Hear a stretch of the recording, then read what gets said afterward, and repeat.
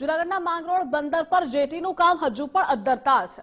2017માં શરૂ કરેલા 256 કરોડના પ્રોજેક્ટનું કામ હજુ પણ પૂર્ણ નથી થયું। જેટીના ડિઝાઇન મુદ્દે પણ માછીમારોએ સવાલ ઉઠાવ્યા। માછીમાર સમાજનું કહેવું છે કે ડિઝાઇન યોગ્ય નથી બનાવાઈ। આ મુદ્દાનો સ્થાનિક ધારાસભ્યએ પણ સ્વીકાર કર્યો છે। નોંધનીય છે કે માછીમારોએ ડિઝાઇન બદલવાની માંગ કરી છે। તેઓનું કહેવું છે કે ડિઝાઇન વેસ્ટર્ન સાઇડ તરફ રખાતા દરિયાના સીધા મોજા આવે છે। વાવાઝોડા સમયે સીધા પાણીના મોજા પવન કિનારે રહેલી બોટને ટકરાય છે, જેથી લાખો રૂપિયાનું નુકસાન પહોંચે છે। ત્યારે માછીમાર સમાજે જેટીની ડિઝાઇન બદલવા સરકારને વિનંતી કરી છે।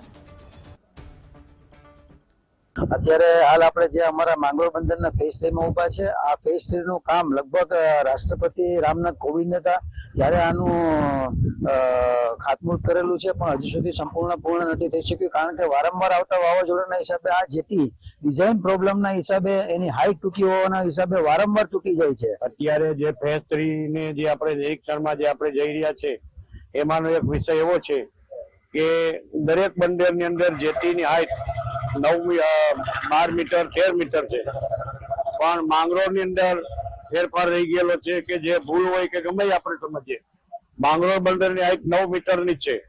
આના કારણે મોજા જેટીની ઉપર થઈને જેટીને ડેમેજ કરે છે।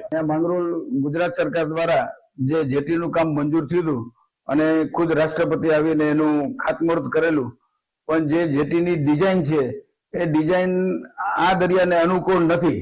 એને હિસાબે ચોમાસામાં દરિયાના પાણી મોજાના હિસાબે જેટી અવારનવાર ધોવાઈ જાય છે અને માછીમારોને જાનહાનિ પણ ખૂબ જ થાય છે।